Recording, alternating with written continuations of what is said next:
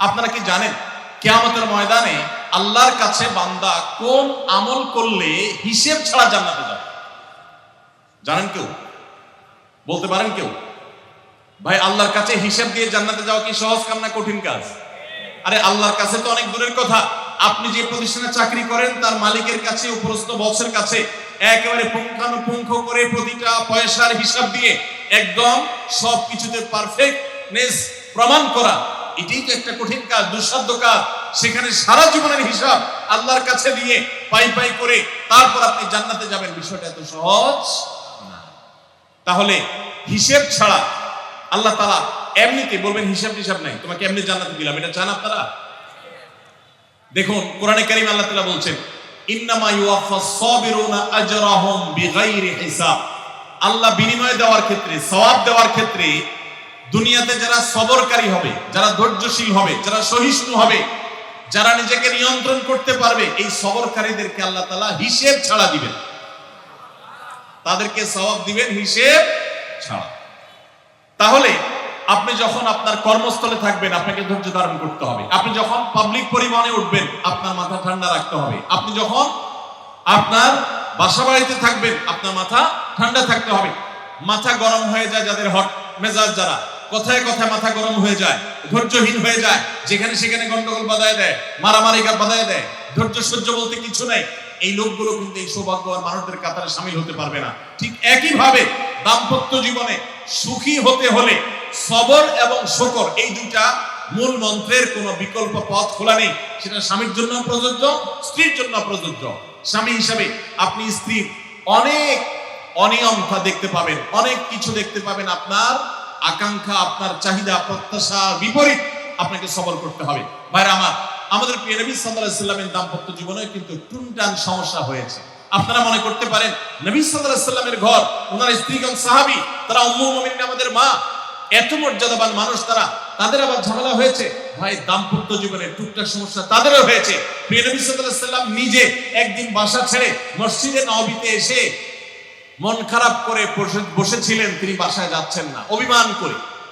ওমর রাদিয়াল্লাহু তাআলা আনহু বিষয়টা বুঝতে পেরে তার মেয়ে যেহেতু নবী সাল্লাল্লাহু আলাইহি সাল্লামের স্ত্রী, তিনি সেখানে গিয়ে ভেতরে প্রবেশ করে তার সাথে কথা বলে তথ্য উদ্ঘাটন করে সেটা মিটমাট করার ব্যবস্থা করেছেন। স্বয়ং নবী করিম সাল্লাল্লাহু আলাইহি সাল্লামের জামাতা, ইসলামের চতুর্থ খলিফা আলী রাদিয়াল্লাহু তাআলা আনহু, তার মতো এত মর্যাদাবান মানুষ, তার ঘরে স্ত্রী হিসাবে আছেন কে? মুহাম্মদ সাল্লাল্লাহু আলাইহি সাল্লামের মেয়ে, জান্নাতের নারীদের সর্দার ফাতিমা রাদিয়াল্লাহু তাআলা আনহা। এত বড় মানুষ তারা, স্বামী স্ত্রী দুইজন, দুই দিককার নেতৃত্বে, একজন যুবকদের নেতৃত্ব দিবে, আরেকজন জান্নাতি যুবতীদের, নারীদের নেতৃত্ব দিবে। এত বড় মর্যাদাবান মানুষ, তাদেরও দাম্পত্য জীবনে কিন্তু টুনটান হয়েছে। একবার আলী রাদিয়াল্লাহু তাআলা আনহু এসে মসজিদে টানটান হয়ে শুয়েছিলেন মাটিতে, মনটা খারাপ, ঘরে একটু হালকা ঝামেলা হয়েছে, তো এই জন্য মসজিদে নববীতে এসে মাটিতে শুয়ে আছে। নবী করিম সাল্লাল্লাহু আলাইহি ওয়াসাল্লাম দেখে বুঝতে পেরেছেন, টের পেয়ে গেছেন যে কিছু একটা হয়েছে বাসায়। তখন তিনি জামাইকে ডেকে বললেন, কমিয়া আবা তুরাব, এ মাটির বাপ, মাটিতে শুয়ে আছেন, এজন্য রসিকতা করে বললেন, এই মাটির বাপ উঠো, দাঁড়াও দেখি কি হয়েছে বলো। ভাইরা আমার, দাম্পত্য জীবনে টুকটাক সমস্যা হবেই হবে। যারা বিয়ে করেন নাই আগে থেকে প্রস্তুত থাকেন, বুকে পিঠে ছালার বস্তা সব বেঁধে রেডি থাকেন। বিশেষ করে সময় যেভাবে গড়াচ্ছে, তাতে করে সামনে থেকে হেলমেট পরেও যাওয়া লাগতে পারে। শুধু যাওয়া না, বাসায় ঢোকার সময় বাইক থেকে নামার পরে হেলমেটটা আগে খুলবেন না, আগে যা বুঝবেন পরিস্থিতি কি, তারপর হেলমেট করবেন। বুঝেন নাই? দাম্পত্য জীবনে টুকটাক সমস্যা হবেই, এটা প্রত্যাশিত। মনে রাখবেন, এই জিনিসটা যদি আপনি আগে থেকে মাথায় রাখেন তাহলে আপনার কষ্ট অনেকখানি দূর হয়ে যাবে। আমরা অনেকে আকাশ থেকে নেমে পড়ি। কি বলে, এত বড় সাহস, এই কথা বলতে পারে? কেন ভাই আশ্চর্য হচ্ছেন কেন? এর চেয়ে বেশি কথা বলতে পারে। মাথা বাড়ি মারছে, আরে ভাই ছুরি মার নাই যে শুকর আদায় করে। বুঝেন নাই কথা? একই কথা বোনদের জন্য প্রযোজ্য। আমার মা বোন যারা শুনছেন তাদেরকে বলছি, আপনার স্বামীর একটা কথা শুনে আপনি আকাশ থেকে নেমে পড়ছেন, আকাশ ভেঙে পড়ছে মাথার উপরে। কি এটা বললো সে, আপনি ডিপ্রেসড হয়ে যাচ্ছেন। আরে বোন, ডিপ্রেসড হচ্ছেন কেন? এটা কেন? আরো শক্ত কথা আপনাকে বলতে পারে, এটা আপনি মাথায় রাখেন, কারণ দিন শেষে তিনি মানুষ, তার ভুল হতে পারে, একটা সময় তিনি তার ভুল বুঝতে পারেন। দাম্পত্য জীবনে যদি স্বামী স্ত্রী উভয়ে যদি ধৈর্যশীল না হয়, সবরকারী না হয়, হুটহাট রিয়াকশন করে ফেলে, কখনো দাম্পত্য জীবনে সুখী হওয়া সম্ভব নয়। মনে রাখতে হবে, একসাথে থাকতে গেলে, দুইটা পাতিল একসাথে থাকতে গেলে টুনটান লাগে না, বাধা হয় না? আপনার কাছে যদি কেউ এসে গাল গল্প দেয়, দেখবেন অনেকে গাল গল্প দেয়। গাল গল্প দেওয়া লোক আছে না নাই? ভাই 30 বছর সংসার করেছে, জীবনে আমাদের একটা কথা হয়, ডাহা মিথ্যু। এ লোক ডাহা মিথ্যু। আপনার 50 বছরের সংসারে কোনো বিষয় হয় না, হ্যাঁ ঝগড়া করেন না সেটা ভিন্ন বিষয়, কিন্তু ভিন্ন মত হবে না, দ্বিমত তৈরি হবে না, নিজেদের মধ্যে ভুল বুঝাবুঝি তৈরি হবে না, একবারও হবে না জীবনে, অসম্ভব। মুহাম্মদ সাল্লাল্লাহু আলাইহি সাল্লামের ঘরে যদি হয়ে থাকে, আলী রাদিয়াল্লাহু তাআলা ফ্যামিলিতে যদি হয়ে থাকে, সাহাবীদের ঘরে ঘরে যদি হয়ে থাকে, আপনি কি? মনে রাখবেন, এই সমস্ত ডাহা মিথ্যা কথা শুনে আপনি চিন্তা করেন, হায় হায় রে, তাহলে আমার বউটা এত ডাইনি। আর মহিলা চিন্তা করে, আমি স্বামীটা এত মানুষ, কত বড় ডাকাত, দেখো তার স্বামী স্ত্রী জীবনে কোনো কথা হয় না, আর আমার স্বামী ডেইলি একবার মা বাপ তুলে না গেলে গাছ করলে তার বাটা পেটে বাতা জমে না। এই সমস্যাগুলো আছে না নাই? ভাইরা আমার, সবর করার জন্য, সবর করা সহজ হবে আগে থেকে যদি প্রস্তুত থাকেন যে এই সমস্যা হবে। আশরাফ আলী থানভী রাহমাতুল্লাহর নাম শুনছেন আপনারা? ভারত মহাদেশের এমন একজন আলেম ছিলেন, খুব বিচক্ষণ মানুষ ছিলেন, অনেক বিদগ্ধ মানুষ ছিলেন, অনেক বড় আল্লাহওয়ালা ছিলেন, নেককার মানুষ ছিলেন। তো থানভী রাহমাতুল্লাহর কাছে এক লোক এসে বলল, হুজুর, আমার বাসায় যখনই যাই দরজাটা খুলতে দেরি, আমার মাথার উপরে আকাশ ভেঙে পড়তে দেরি নেই, যেটাই করি, বাজার করে এনে তার হাতে দিলেও রাগ, রাখলেও রাগ, আমার সাথে সারাদিন শুধু ঘেউ ঘেউ করে, আর সহ্য করতে পারি না। আমারে কোনো দোয়া দরুদ আমল শিখাই দেন যে আমার এই বাসার অত্যাচারটা যেন থামে। তো থানভী রাহমাতুল্লাহ বললেন যে, শোনো, তোমার একটা বুদ্ধি শিখাই দেই, দোয়া দরুদ না। বুদ্ধি হলো, এখন থেকে বাসায় গিয়ে দরজা নক করবা, যে নক করার আগে 1 মিনিটের মোরাকাবা করবা। কি করবা? মোরাকাবা বুঝেন? ধ্যান, ধ্যান। এটা কল্পনার জগতে ডুবে যাবা 1 মিনিটের জন্য, জাস্ট 60 সেকেন্ড। কি ধ্যান করবা? দরজায় যায় থামবা, থেমে চোখ বন্ধ করে মাথাটা নিচু করে চিন্তা করবা, আমার ঘরের ভিতরে একটা কুকুর আছে, আর কুকুর মানুষ দেখলে কি করবে? ঘেউ ঘেউ করবে। অতএব এটাতে আমার রাগ হওয়ার তো কিছু নেই, কুকুর কেন ঘেউ ঘেউ করছে এটা জিজ্ঞেস করার তার এক বোকামি। অতএব এটা আমি মাথায় কিছু নেব না, ইগনোর করব। কুকুর থাকলে কুকুর তো ঘেউ ঘেউ করবে, এটা চিন্তা করে এরপরে বিসমিল্লাহ পড়ে নক করবা। তো এই বুদ্ধি অনুযায়ী পরের দিন আসছে বাসা, আগে 1 মিনিট মোরাকাবা করছে, এরপরে দরজা নক করছে। যথারীতি দরজা খোলার পরেই শুরু হয়ে গেছে যুদ্ধ, ইউক্রেন রাশিয়া, এখন ইসরায়েলিরা। যুদ্ধ শুরু হয়ে যাওয়ার পর এই লোক, অন্যান্য দিন সেও টুকটাক রিয়াকশন করে, হাতাহাতি, বকাবকি, দুই পক্ষ থেকে টুকটাক হামলা পাল্টা হামলা হতো, কিন্তু আজকে সেই লোকটা আর হামলা টামলা তার করা দূরের কথা, উল্টা সে মিটমিট করে হাসতেছে, এবং একটা পর্যায়ে আর নিয়ন্ত্রণ করতে না পারে ফিক করে হাসেই দিচ্ছে। এবার বউ চিন্তা করতেছে কাহিনী কি? কারণ যারা ঝগড়া করে তাদের সাথে পাল্টা ঝগড়া না করলে কিন্তু মেজাজ গরম হয়। কদিন আগে শুনছেন না পত্রিকা যে এক মহিলা স্বামীর ডিভোর্স দিছে, কেন? কারণ স্বামী ঝগড়া করে না। কদিন আগে পত্রিকা দেখছে, এই মহিলা যখন দেখছে স্বামী হাইসা দিছে, সে এবার ঝগড়া থামায়া বলতেছে, ঠান্ডা মাথা বলছে, কাহিনী কি বলতো, তুমি হাসতেছো কেন? বল না না কিছু না, কিছু। সে তো বলবে না।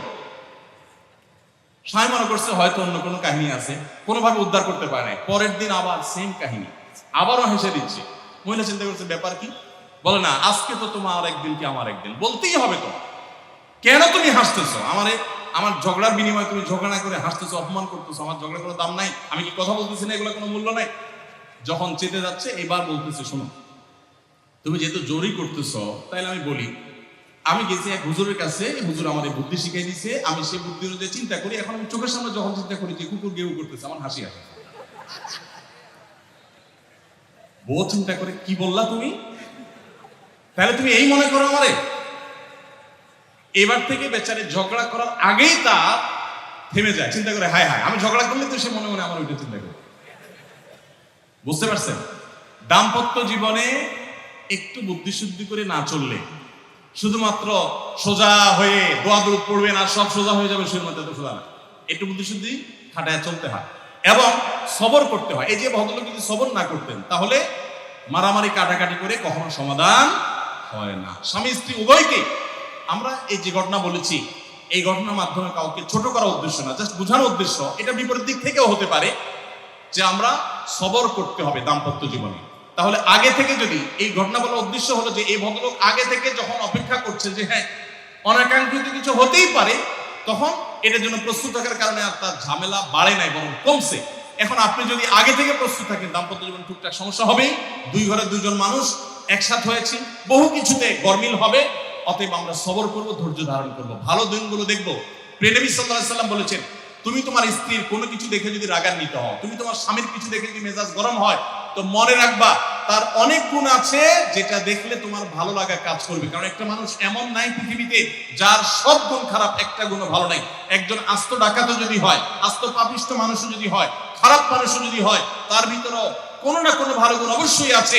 তোমার স্ত্রী, তোমার স্বামীর মধ্যে কোনো না কোনো ভালো গুণ আছে, তুমি সেই গুণটা খুঁজে বের করো এবং সেটাকে কল্পনা করো, তাহলে তোমার মধ্যে তৃপ্তি আসবে, সমৃদ্ধি আসবে, ভালো লাগা কাজ করবে। এই জন্য ভাইরা, দাম্পত্য জীবনের সুখ শান্তির জন্য সবর এবং শুকর। শুকর হলো যে যা পেয়েছি আলহামদুলিল্লাহ, এর চাইতে যদি খারাপ কিছু হতো, এর চাইতে যদি মন্দ কিছু হতো। অনেক বোনরা আমাদের কাছে আসে, আমরা তাদেরকে বলি দেখুন আপনার স্বামীটা হয়তো অমানুষ, সে আপনাকে গালিগালাজ করে কিন্তু চরিত্রহীন না। অনেকের স্বামীটা খুব ভদ্র কিন্তু চরিত্রহীন, ব্যবহার ভালো করে চরিত্রহীন, তাদের কষ্ট আপনার চাইতে কম না। অনেকের স্বামী খুব ভদ্র কিন্তু বেকার, 2 পয়সা কামাই করতে পারে না, সারাদিন ঘরে বসে বসে খায় আর শ্বশুরবাড়ি থেকে যৌতুক নেয় না খায়, নিশ্চয় আপনি তার চেয়ে ভালো আছেন। মানুষ এভাবে যখন ভালো দিকগুলো চিন্তা করবে তখন তার ভিতরে শুকর আসবে। তাহলে দাম্পত্য জীবনে সুখ শান্তির জন্য তৃতীয় করণীয় হলো সবর এবং শুকরের চর্চা করুন। আল্লাহ আমাদের সবাইকে তৌফিক দান। 4 নম্বর হলো স্বীকৃতি দিতে জানা। অনেক লোক আছে নিজেকে খুব শিয়ানা মনে করে, স্বামী হয়ে বউর তারিফ করতে রাজি না, বউ হয়ে স্বামীর তারিফ করতে। দাম্পত্য জীবনের সুখের জন্য একে অন্যের তারিফ করার কোনো বিকল্প নাই। প্রিয় নবী সাল্লাল্লাহু আলাইহি সাল্লাম তার স্ত্রীদের তারিফ করতেন, প্রশংসা করতেন। আয়েশা রাদিয়াল্লাহু তাআলা আনহাকে বলেছেন যে আয়েশা, তোমার অবস্থানটা হলো খাদ্যের মধ্যে সারিদ নামক একটা বিশেষ খাদ্য আছে, রুটি এবং গোশতের ঝোল মিশিয়ে আরবরা খায়। নবী সাল্লাল্লাহু আলাইহি সাল্লাম বলেছেন সারিদ, এই খাদ্যটা যেরকম খুব প্রিয় অন্য সব খাদ্যের চাইতে আমার কাছে, অন্য সব নারীদের চাইতে তুমি আমার কাছে সেরকম প্রিয়। আপনারা জানেন স্বামী স্ত্রী একে অন্যের সাথে মিথ্যা কথা বলা, বউয়ের সাথে মিথ্যা কথা বলা, মিথ্যা কথা বলে সব ধরনের মিথ্যা কথা না, পামপট্টিমূলক মিথ্যা কথা বলা, প্রশংসামূলক মিথ্যা কথা বলা, এটা জায়েজ আছে। মিথ্যা কথা বলা কোথাও কিন্তু জায়েজ নাই। মিথ্যা কথা বলা ইসলামের জঘন্য অপরাধ।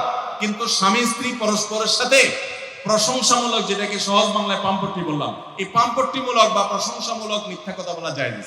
কিরকম? আবার এটা যাই এখন থেকে বাজার থেকে 500 টাকার কাপড় নিয়ে যায় বলেন 2000 টাকা দিয়ে কিনছে, এটা কিন্তু জায়েজ নেই। কেন জায়েজ নাই? কারণ কোনোভাবে যদি ওই 500 টাকার ট্যাগ মহিলা ধরে ফেলতে পারে তাহলে মায়ের কিন্তু একটা নিচে পড়বে, বলবে মৃত্যুকের পুত, মৃত্যুক সারা জন্মে কাম করে আসছিস, তাইলে ওই রকম মিথ্যা কথা বলা যাবে না। আমার পরিচিত এক লোক আছে, সরকারি একজন কর্মকর্তা বড়, উনি বলেন যে মহিলাদেরকে বাজার করে খুশি করার মতো কঠিন কাজ আর একটা খুব কম আছে। যারা সংসার করেন তারা জানেন।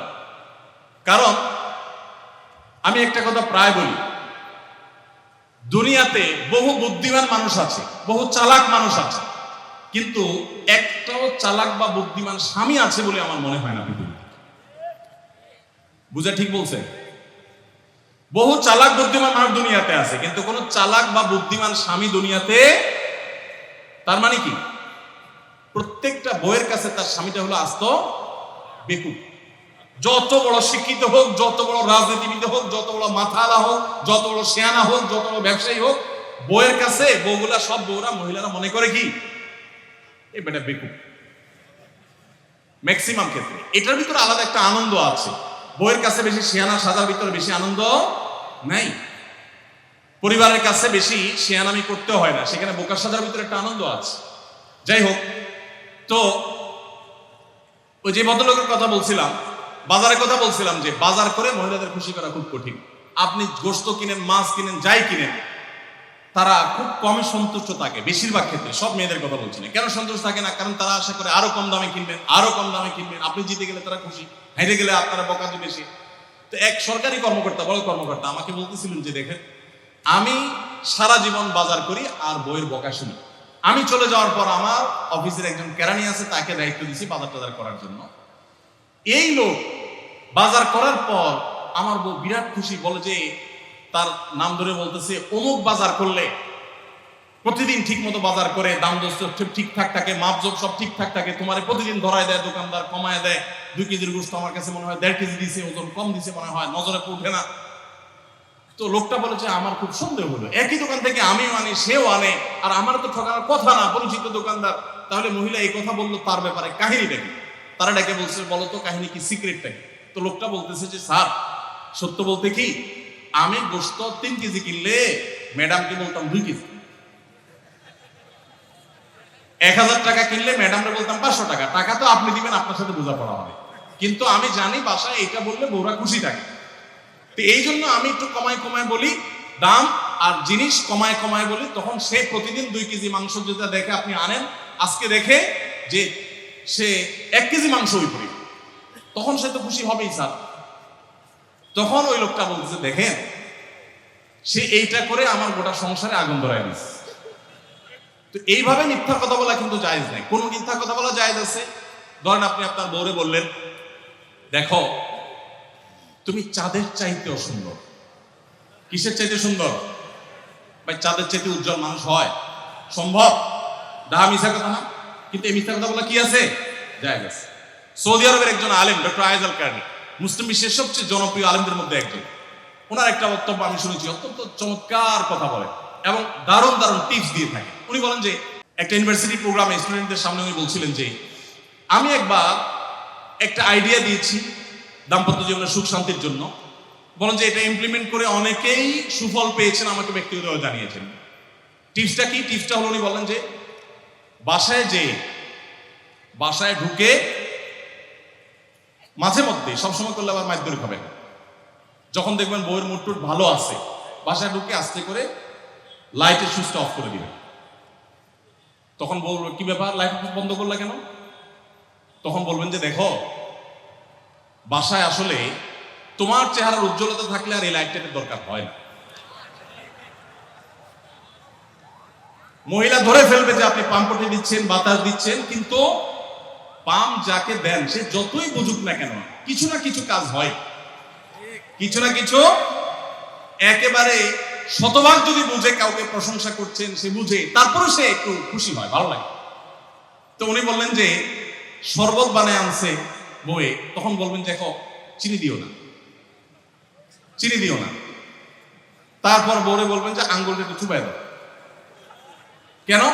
কারণ তুমি আঙ্গুলটা চুবাই দিলে ওটা চিনি চেয়ে বেশি মিষ্টি লাগে।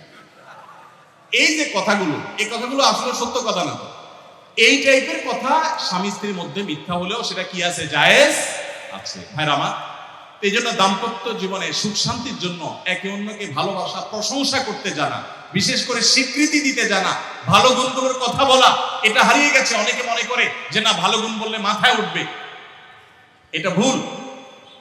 মাথায় উঠবে সেটা ব্যালেন্স করার জন্য আপনাকে অন্য কাজ করতে হবে, কিন্তু তাহলে প্রশংসা করতে কার্পণ্য করা যাবে না, স্বীকৃতি দিতে হবে। 5 নম্বর হলো, দাম্পত্য জীবনের সুখ শান্তির জন্য একে অন্যের যে কনসার্নের জায়গাগুলো আছে, ইস্যুগুলো আছে, এগুলোকে মাথায় রেখে চলতে হয়। যেমন আপনি স্বামী হিসাবে বউয়ের বাপের বাড়ির মানুষদের বদনামি থাকলেও করবেন না। তারা কৃপণ, তারা অনেক সমস্যা আছে, এগুলো থাকলেও বউয়ের কাছে করবেন না। কারণ কোনো মেয়ের কাছে নিজের বাপ মা, নিজের ভাই বোনের কোনো দোষ শুনতে ভালো লাগে। আপনি তার কাছে বললে সমাধান হবে না, তো বরং অশান্তি বাড়বে। তাহলে কি লাভ? আপনি এগুলো ভেতরে ভিতরে রাখেন, সবকিছু বলতে চান না। এবং তাদের পারলে আরো প্রশংসা করেন যে আমার শাশুড়ির রান্নাটা খুব ভালো, মাশাআল্লাহ, আমার শ্যালকের এই গুণটা খুবই ভালো, আমার শালিকার ওই গুণটা ভালো। যত বেশি তার বাপের বাড়ির তারিফ করবেন, দেখবেন যে আপনার ঘর পুরাই শান্তি। ঠিক একইভাবে মা বোনরা যারা আছেন, তারা স্বামীদের দুর্বল পয়েন্টগুলোকে মাথায় রাখবেন। যে কথা বললে স্বামী স্ত্রী উভয়বার জানেন যে যেটা বললে তার মনে কষ্ট হয়, সেটা তাকে বলবেন না। অনেক মহিলা আছে বাহিরের রান্নার তারিফ শুনলে তার মাথা নষ্ট হয়ে যায়, আছে না নেই? যে ঘরে এসে বাইরের রান্নার তারিফ শুনতে চাই। তাহলে বাইরের রান্না ভালো হইলেও এগুলোকে ভালো বলবেন না, চুপচাপ থাকবে, মিথ্যা বলার দরকার নেই।